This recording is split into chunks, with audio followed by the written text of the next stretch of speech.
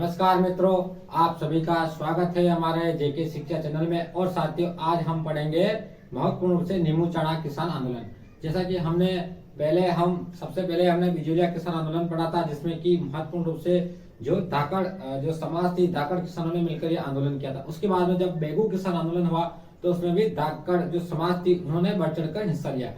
और इसके बाद में तीसरा जो आंदोलन पढ़ा था हमने बूंदी किसान आंदोलन, जिसमें हाड़ौती क्षेत्र में हुआ था, जिसमें कि गुर्जर जो किसान थे उन्होंने भाग लिया था। लेकिन आज जो हम पढ़ने जा रहे हैं वह नींबू चढ़ा किसान आंदोलन, जो कि इसमें महत्वपूर्ण रूप से राजपूत जो किसान है वह महत्वपूर्ण भूमिका निभाएंगे।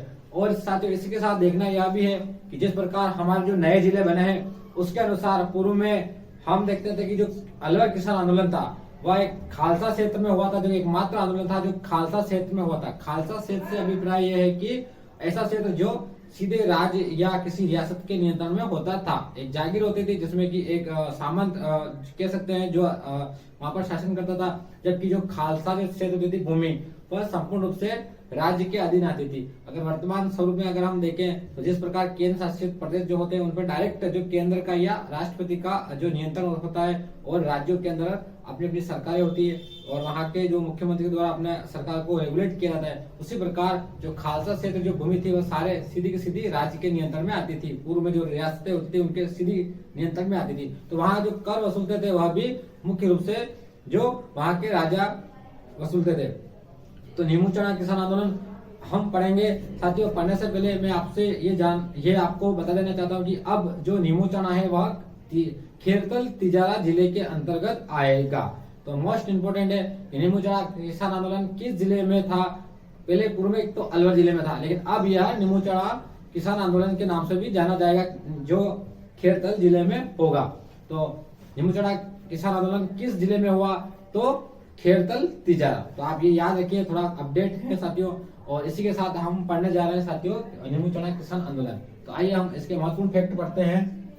आपके सामने ये सारे महत्वपूर्ण फैक्ट है। जो नींबू चढ़ा किसान आंदोलन लगभग 1923 में आरंभ हुआ था और 1925 में यह समाप्त हो गया था। लगभग 3 या 4 वर्षों तक जो आंदोलन चला था। अब हम देखते हैं कि सारे जो आंदोलन होते हैं किसान आंदोलन, कहीं न कहीं भू राजस्व में बढ़ोतरी, लाट बाग या जो बेकार प्रथा होती है उसमें कहीं न कहीं बढ़ोतरी के माध्यम से जो आंदोलन होते थे। तो यही जो देखते हैं, तो यहाँ पर जो शासक थे उस समय अलवर रियासत के शासक थे जय सिंह। तो साथियों, अब हम अलवर जिला नहीं पढ़ के अलवर रियासत पढ़ते हैं, क्योंकि हम जानते हैं कि सारा राजस्थान जो 19 रियासतें और 3 ठिकानों से मिलकर बना था। तो हम यहाँ ऐसा मानेंगे कि अलवर रियासत के शासक थे जय सिंह।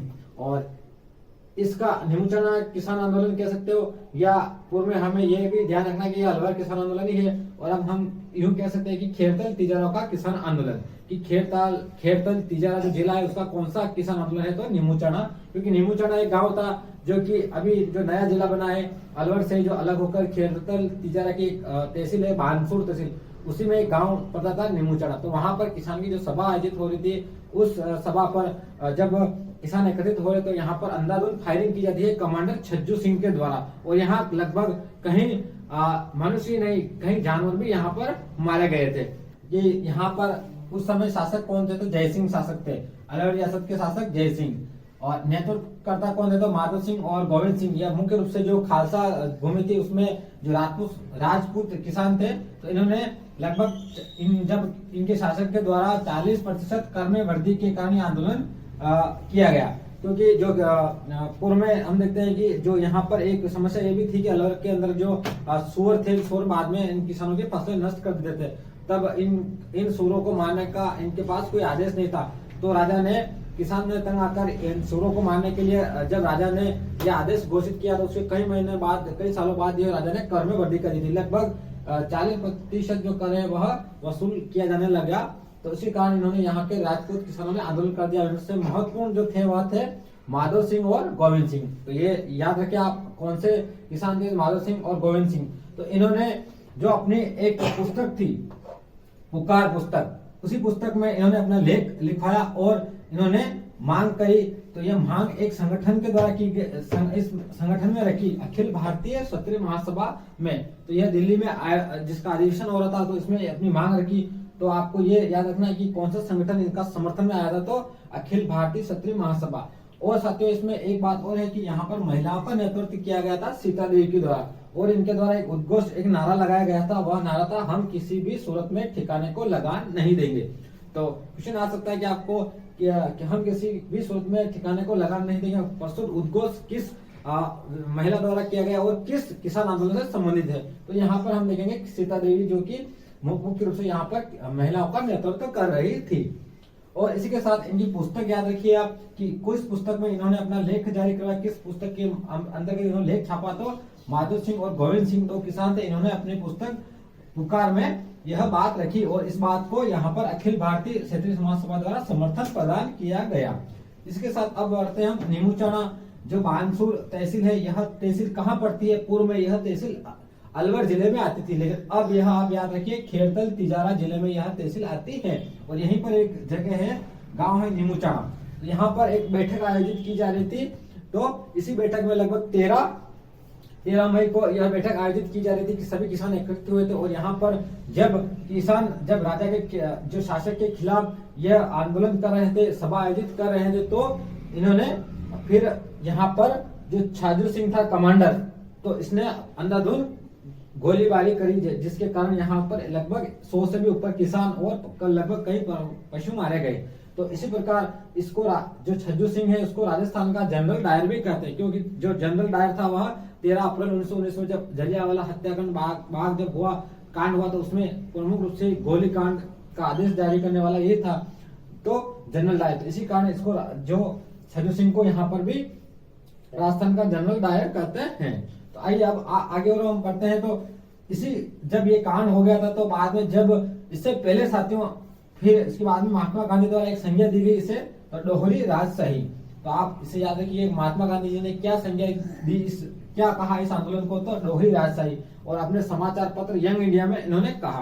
तो यहाँ पर समाचार पत्र का नाम एक यंग इंडिया में कहा और पुस्तक का नाम पुकार है। तो महात्मा गांधी जी ने यहाँ डोहरी राजशाही संज्ञा दी।